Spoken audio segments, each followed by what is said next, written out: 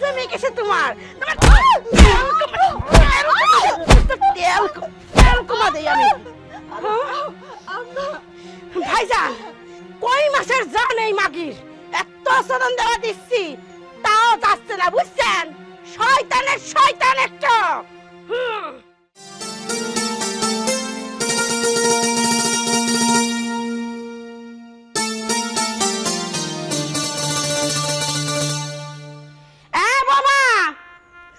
মাগে কখন কইছি চা আনবেন খবরই নেই। আয় তুই আজকে চা নিয়ে তোকে চা আমি খাওয়াবো। তো কি আসি মা? আসো সোনা, তাড়াতাড়ি আসো।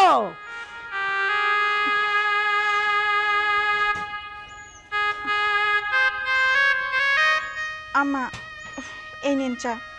এতক্ষণ লাগলি কত চা আনতে? আম্মা অন্য কাজ করতেছিলাম একটু।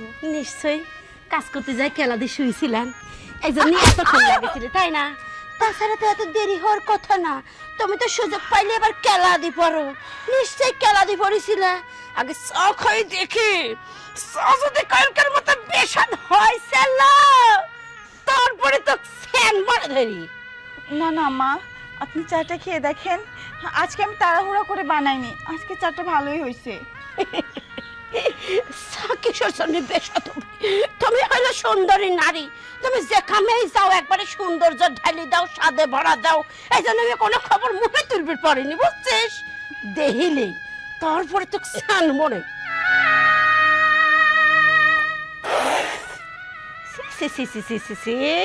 স্বাদে গল গল গল গল করতেছে চার মধ্যে। আয় তোকে একটু টেস্ট করাই, টেস্ট খেলি তোর সাথে আমি। আয় আম্মা কি করবেন? তোকে একটু মজা খাওয়াবো। খাবো না? সব বলে সেই সব করেছিস। দেখিস তো কত মজা ওকে সব পাওনি সব পাওনি সব কেমনে সাইডে বুঝা দেই। তুমি বলে সব করো সাথে না সব রামতে গেলে কত কত খেলে মনে হয় যে খেলতে যায় না রান্নার স্বাদ হয় না। জীবনে দেখো একটা স্বাদ মায়ের খাওয়ার ডরে তোর আজ মায়ের খাওয়াই লাগবে।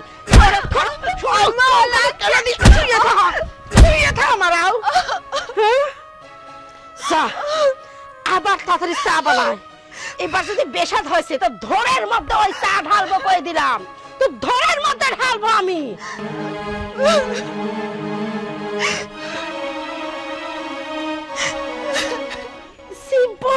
একবারে হার মাস জলা ফেলা দিলি। আমার সব কোনটানে যায় জঙ্গল হাইরে এটাই নিয়ে আনেছে। আমার সবারই ভালো জানে দুনিয়ার হকিনি ফকিনি একটা চা কফি পর্যন্ত বানাতে পারে না। জীবন জৈলিক ছাই করে দিলি রে আমার। ও ভাইজান ভাইজান এই আসার পরে তো আপনি হেনেই বসে রয়েছেন। চলেন না ভাইজান বাড়ির ভিতর যাই। বোন রে শোন, বাড়ির মধ্যে যাব, মনটার মধ্যে যে কত কষ্ট আমার, এ কথা তো কোনোদিন প্রকাশ করিনি তোদের। আমার কত সম্পদ, এই সম্পদ ভোগ করার আমার কেউ নাই, শুধুমাত্র একটা মেয়ে।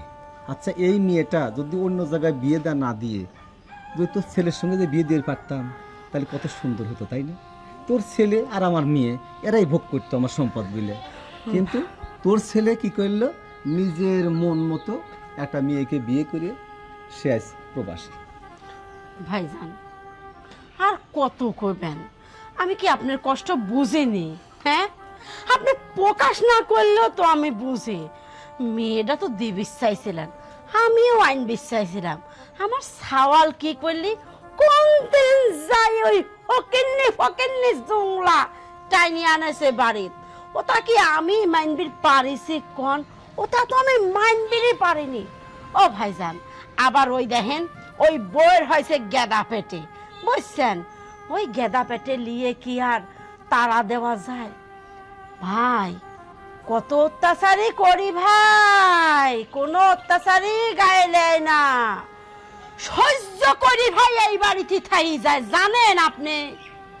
শোন তাহলে আমি একটা বুদ্ধি দিই, তো কি শুনবি? কি বুদ্ধি দিবেন দেন। শোন শোন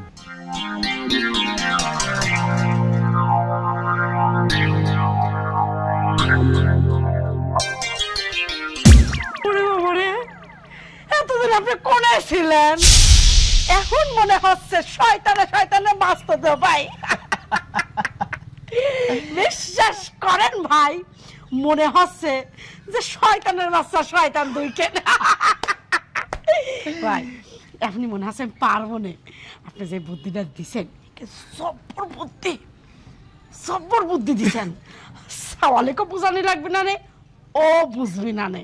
ভাইজান চলেন এবার বাড়ির ভিতর যাই। চল চলেন যাই।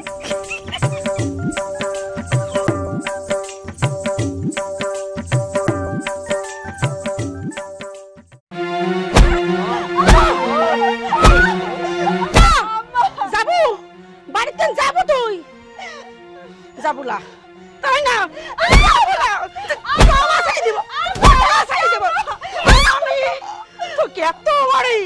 তাও তুই এই বাড়িতে যাসনি, তোমার তেল বেশি হয়ে গেছে।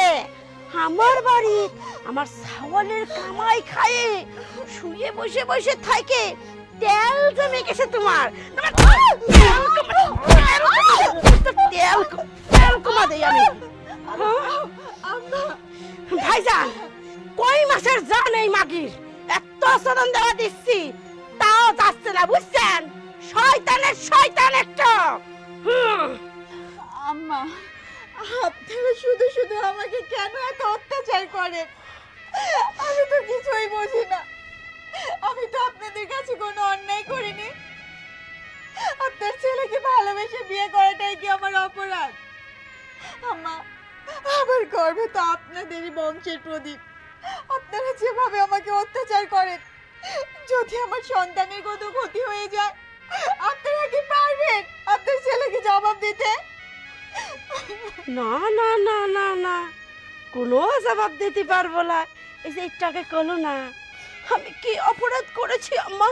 আপনার ছেলেকে ভালোবেসে তুই কোনো অপরাধ করিসনি, তুই অন্যায় করেছিস, বুঝছিস? তুই অন্যায় করেছিস। এই ফকিন্নির জাত, ফকিন্নি কোনেকার, তুই যে আমার ছাওয়ালে ভালোবেসে এই বাড়িতে আইছিল, একবারও কি আমার দিন অনুমতি নিছিল? চলিতে আইছিল আমার ছাওয়ালের হাত ধরি। শোনো ভাইজান, এই ফকিন্নির জাত এমনি যাবি না নে, ও তো পেটের দাগ দোহাই দিচ্ছে। ভাইজান, ও ভাইজান, তোমার পাশে একটা বাটাম আছে না? বাটামটা দেও তো। হ্যাঁ রে, আমি ঠিক বুঝতে পারছি। এই যে নে আঘাত কর, ওর সন্তানটাকে একবার শেষ করে দিবি। ঠিকই কইছো ভাইজান, ওর যখন গেদার এত মায়া, তোর গেদাই আগে নষ্ট করে নেই। ধরো।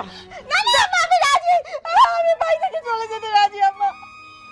তবু আমার সন্তানটাকে আপনারা আঘাত করবেন না। ঠিক তো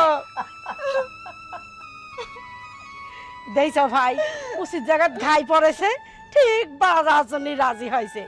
যা, তোকে মারলাম না, যাবো তো। খুলে দাও ভাইজান,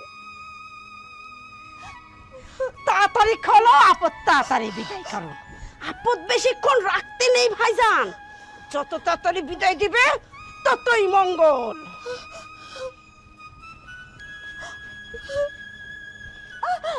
আম্মা,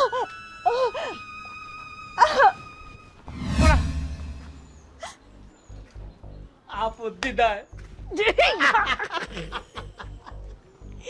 দেখছাও, তোমার ওই শয়তানি মাথার বুদ্ধি যদি না আসতি, আমি জীবনও এদিক বাইর করতে পারতাম না। চলো ভাইজান, ঘরে চলো। চল।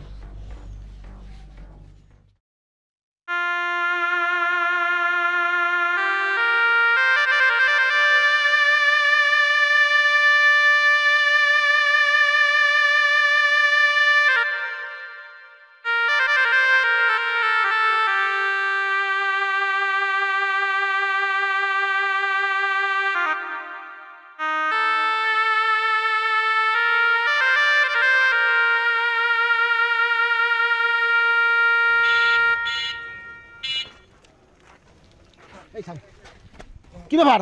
আকি আকি আকি, এই তোমাকে চিনতে পারছো না? আমি তোমার জাকির। আকি, তোমার এই অবস্থা কেন আকি? হ্যাঁ, তুমি দেশে আসছো।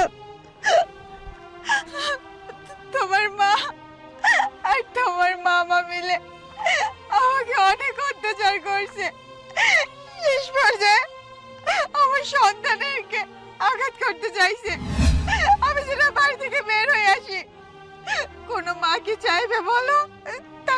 সংসারে ক্ষতি হোক, আমি আর কষ্ট সহ্য করতে পারতেছিলাম না, যার জন্য আমি বাড়ি থেকে চলে আসছি।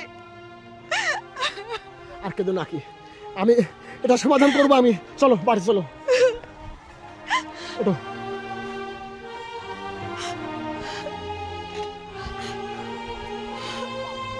চলো।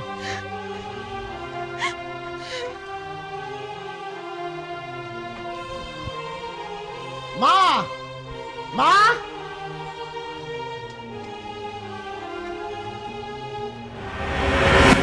জাকির, বাজান তুই তুই কখন আসলো? এই মাত্র আসলাম মা।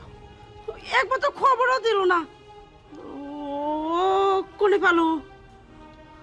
ও কোথায় পেলাম এটা বলছো না তুমি? কোথায় পাইছি আমি জানো? ওকে রাস্তায় পাইছি। তা কি হচ্ছে জানো? ওর কোনো স্মৃতি শক্তি নেই, ও পাগল ভেসে পাগলের গাড়ির সামনে দিয়ে যাচ্ছে। কেন যাচ্ছে? ওই কথাই তো আমি করছি, তো ফোনে আমি ওইটা করতে পারিনি। তুই চিন্তা করবো না তাই। এই দেখ ঘোরতাল পাগল হয়ে বাড়িতে বাড়া চলে গেছে, বুঝছিস? তোক যে কব তুই তো চিন্তায় ওই দেশে কাম কাজ বাদতে চলে আসবো না, এই জন্য আমি কিছু করিনি। থাক মা, তোমার আর লেখা কানতে হবে না। আর সব শুনছি, আগে মাকে আকি সব কিছু বলেছে। তুমি আর তোমার ভাই মিলে কি অত্যাচার করেছো সেটা আমাকে সব বলেছে। কি জন্য মা? কিসের জন্য? হ্যাঁ, আমি ওই দুর্গবাসে গেছি তোমাদের সুখে রাখার জন্য। আমি কি এই দিন দেখার জন্য? হ্যাঁ, তুমি জানো এর পেটে আমার সন্তান, তোমার বংশের প্রদীপ। তুমি কিভাবে পারো ওই সন্তানকে নষ্ট করে দিতে? হ্যাঁ, তোর একটু মায়া হলো না? বাজান রে, আমি হয়তো ভুল করে ফেলাইছি, কিন্তু জানিস আমি কোনো সময় ওই বাচ্চা নষ্ট করতে চাইনি। হ্যাঁ, আমি ওর পর অত্যাচার করেছি, কাজ কামড়ে খুঁটা দিয়েছি, মারিছি, কিন্তু কোনো সময় ওর বাচ্চা নষ্ট করার চিন্তা ভাবনা আমি করিনি। এই যে ভাইজান ভাইজান এসে যখন আমার কানে কুমন্ত্রণা দিল, ঠিক তখন তিনি আমার মণ্ডপের প্রতি বিষয়ে গেল। তখনই ওর পর অত্যাচারের মাত্রা আরো বাড়াই দিলাম।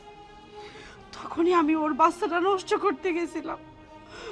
বাপরে, তুই আমাকে মাফ করে দে বোমা। বোমা, তুমি আমাকে মাফ করে দাও। আমি অনেক বড় অন্যায় করে ফেলতে লাগিয়েছিলাম। আম্মা, আপনি যেহেতু আপনার ভুলটা বুঝতে পারছেন, আমি এতেই অনেক খুশি আম্মা। ভাগ্নে, আমাকেও মাফ করে দাও। আপনি এক করে কেন দাঁড়িয়ে আছেন? হ্যাঁ, এই নেমো খারাম, হ্যাঁ তোকে তোর জন্য কি করলে আমি? হ্যাঁ, তোর মেয়ে বিদার জন্য আমার কাছে টাকা আছে, তাও তোকে দিছি। আবার ওই মেয়েকে আমার সাথে বিদার পরিকল্পনা করেছিস। হ্যাঁ, এই জন্য আমার পক্ষে অত্যাচার করেছিস। আসি আমার বাড়ি থেকে এই মুহূর্তে বের হয়ে যাও, যা। যাচ্ছি ভাগ্নে।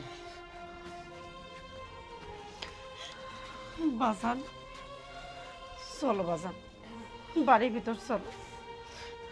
আসো।